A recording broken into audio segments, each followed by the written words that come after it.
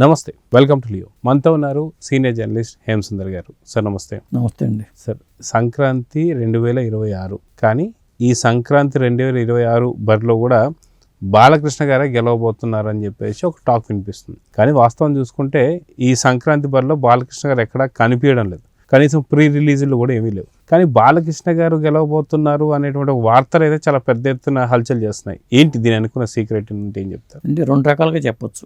ఒకటి, భగవంత్ కేసరి బరిలోకి వస్తున్నాడు అంటే జననాయకుడి సినిమా, విజయ్ సినిమా. ఇప్పుడు దాకా ఏంటంటే సస్పెన్స్ క్రియేట్ అయింది, అసలు భగవంత్ కేసరి రీమేక్ కాదా అనే దాని మీద. జననాయకుడి సినిమాని ఆ ట్రైలర్ వచ్చాక ఇది భగవంత్ కేసరి అని చెప్పి కన్ఫర్మ్ చేశారు. చిన్న చిన్న మార్పులు చేసుకుని భగవంత్ కేసరి సినిమానే వాళ్ళు జననాయకుడిగా చూపించారు. అంటే మహిళల ఓట్ల టార్గెట్గా పెట్టుకుని జననాయకుడు రూపొందింది. కాబట్టి ఒక విధంగా భగవంత్ కేసరి బరిలో లేకపోయినా బాలకృష్ణ గారి రూపంలో విజయ్ వచ్చేసాడు. ఇక్కడ రెండు రకాల సమస్యలు ఉన్నాయి. ఒకటి, బాలకృష్ణ గారితోనూ విజయ్తో కంపారిజన్ మొదలవుతుంది. ఎవరు బాగా చేశారు ఆ పాత్రని అనేది. విజయ్ పాస్ అవుతాడా లేకపోతే ఎవరు పాస్ అవుతారో చూడాలి. ఎందుకంటే Bhagavanth Kesari already proved subject, proved హీరోగా బాలకృష్ణ గారు నిరూపించుకున్నారు. అదొక సమస్య. అయితే ఇంకొక సమస్య ఏంటంటే అఖండ 2 అనే సినిమా ఓటీటీలో నెట్ఫ్లిక్స్లో రిలీజ్ అవబోతుంది. అది కూడా రాజసాబ్తో పోటీగా ఇంట్లోనే వచ్చేస్తుంది సినిమా. ఎందుకంటే కొంతమంది థియేటర్కి వచ్చినప్పుడు రేట్లు పెంచారో లేకపోతే అదే ఉద్దేశంతో వెళ్ళని వాళ్ళు కూడా అఖండ 2 వస్తుందని చెప్పేసి ఇంట్లో కూర్చొని చూడొచ్చు అనుకుంటే అవకాశం ఉంది. ఆ విధంగా సంక్రాంతి సినిమాలకు ఒక విధంగా చెప్పాలంటే బాలయ్య మళ్ళీ ఒక చెక్ పెడితే రెడీ అయ్యారేమో అనిపిస్తుంది. సో అదే కాకుండా మనం చూసుకుంటే భగవంత్ కేసరి గతంలో సేమ్ సంక్రాంతికి వచ్చినటువంటి ఒక సందర్భంగా అది పెద్ద హిట్ అనుకోవచ్చు. మరొక సంక్రాంతికి కూడా విన్నర్ కాబోతుందా అనేటువంటి వార్తలు అయితే వస్తున్నాయి. అది కాక విజయ్ తలపతికి సంబంధించి ఇది ఆఖరి సినిమా అని చెప్పేసి ఇప్పటికీ విజయ్ తలపతి చెప్పారు కాబట్టి భారీ అంచనాలు అయితే ఉన్నాయి. సో 2 సంక్రాంతులకి బాలకృష్ణ విన్నర్ అని చెప్పుకోవచ్చు అంటారా? అది ఆ ఫలితాలు రావాల్సిందే. ఎందుకంటే బరిలో చాలా సినిమాలు ఉన్నాయి. ఒకటి, థియేటర్గా వచ్చే సినిమాల్లో తమిళ సినిమా డబ్బింగ్ సినిమాలు తాకిడి ఎక్కువైంది. ఆ 2 సినిమాలు బరిలోకి వస్తున్నాయి. ఒకటేమో శివకార్తికేయన్, ఆయన సక్సెస్ బాటలో ఉన్నాడు. ఇంకొకటి విజయ్కి, తమిళ విజయ్కి ఆఖరి సినిమా, రాజకీయాల్లోకి వెళ్ళిపోతున్నాడు కాబట్టి ఇదే ఆఖరి సినిమా అన్నాడు. కాబట్టి ఆ సినిమా టికెట్ల బుకింగ్ పరంగా ఇతర రాష్ట్రాల్లో మంచి క్రేజ్ వచ్చింది. ఇంకా తమిళ్లో బుకింగ్స్ ఓపెన్ అవ్వలేదు అంటున్నారు, కానీ అక్కడైతే క్రేజ్ ఉంది. కాబట్టి బరిలోకి ఆల్రెడీ ప్రూవ్డ్ సబ్జెక్ట్తో విజయ్ వస్తున్నాడు. అక్కడ హిట్, భగవంత్ కేసరి హిట్ అయింది కాబట్టి మరి భయపడాల్సిన పరిస్థితి వచ్చేసింది. విజయ్ ఆఖరి సినిమా అని ఒకటి, అది బాలయ్య సినిమా అని కావడం ఒకటి, ఇవన్నీ కూడా కొంత ఇబ్బంది పెట్టే అంశాలే ఇతర తెలుగు సినిమాలకి.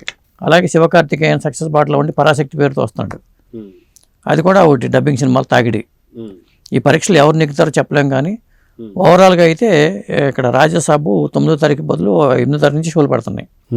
అది ఎప్పటి నుంచి ఒక పాన్ ఇండియా హీరోగా చెప్పాలి, ఇది పాన్ ఇండియా సబ్జెక్ట్ అని చెప్పాలి. ఇక చూసుకుంటే మరి చిరంజీవి గారి సినిమా మనశంకర వరప్రసాద్, అనిల్ పొడి వరుసపెట్టి సక్సెస్లో, తర్వాత భర్త మహాశైలి విజ్ఞప్తి, రవితేజ ఒక హిట్ కోసం తప్పిస్తున్నాడు. గతంలో వాల్తేరి వీరయ్యగా చిరంజీవి గారు ఈయన కలిసి వస్తే ఈసారి ఎవరికి వాళ్ళే విడిగా వస్తున్నారు రంగంలోకి. అది ఒకటి. ఇక నారీ నారీ నడుము మురారి, ఆ శర్వానంద్ సినిమా. భర్త మహాశైలి విజ్ఞప్తిలోనూ 2 హీరోయిన్లు, నారీ నారీ నడుము మురారిలోనూ మరి 2 హీరోయిన్లు, రాజసాబ్లోనూ 3 హీరోయిన్లు. మొత్తానికి ఈ సంక్రాంతి మాత్రం ఫ్యామిలీ సినిమాల జోరు మాత్రం బాగా ఉందని చెప్పుకోవాల్సి వస్తుందండి. ఇక అనగనగా ఒక రాజు, సాధారణంగా రాజు అనగానే అనగా ఒక రాజు, రాజుకి 7 భార్యలు అని చెప్తాం. మరి ఈ రాజుకి ఎంతమంది భార్యలు ఉన్నారో మాకు తెలియదు. ఇట్లా ఉన్నాయి సంక్రాంతి సినిమాలు. మొత్తానికి జననాయకన్ లాస్ట్ సినిమా కాబట్టి మళ్ళీ భగవంత్ కేసరి మరోసారి హిట్ కాబోతుందా అంటే, ఒక్క సినిమా 2 సార్లు హిట్లు ఆ ఖాతాలో చేరబోతుందంటే ఏం చెప్తారు? మరి చేరాలి కూడా, ఎందుకంటే సబ్జెక్ట్లో దమ్ముంది. ఇక్కడ కంపారిజన్ మొదలవుతుంది, బాలకృష్ణ బాగా చేశాడా విజయ్ బాగా చేశాడా అని. అవును. ఇంకొకటి ఏంటంటే, ఈ సినిమాకి ఫెయిల్ అయింది అనుకోండి, మళ్ళీ విజయ్కి ఇంకో సినిమా చేయాలని కోరిక పడుతుంది. ఎందుకంటే అతనికి జనంలోకి వెళ్ళి సినిమా కావాలి. అతను అందుకని ఈ కథ ఎంచుకున్నాడు. బాలకృష్ణ గారు చేసిన సినిమా అయితేనే ఒక మెసేజ్ వెళ్తుంది మహిళా ఓటర్లకి. ఎన్నికల్లో ఆడపిల్లని పులిలాగా పెంచాలి అనేదే ఈ సినిమా కాన్సెప్ట్ కాబట్టి మంచి మెసేజ్ వెళ్తుంది అనుకునే ఉద్దేశంతోనే ఎంచుకున్నట్టుగా అనిపిస్తుంది. అదండి, చూద్దాం సార్. మొత్తానికి 2026 సంక్రాంతి బరిలో మళ్ళీ బాలకృష్ణ గారు విజయం సాధించబోతున్నారని చెప్పి వార్తలు అయితే వస్తున్నాయి. సో జననాయకన్ ఏం చేయబోతాడో చూద్దాం మరి. నమస్తే. నమస్తే అండి.